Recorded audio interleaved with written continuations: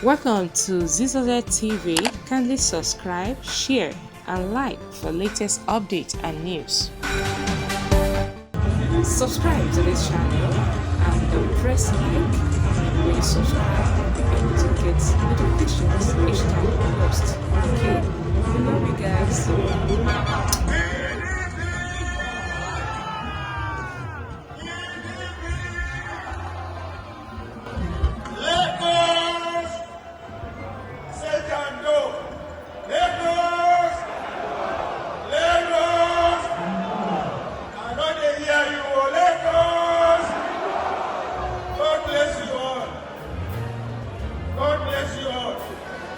I want to give you a short history.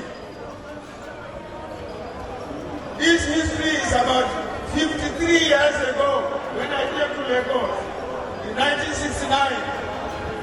There was only one old Ghana bridge built by the Europeans. No second mainland bridge, no third mainland bridge, no water power Balewa Square. That was when I came to Lagos. All of you were not born there.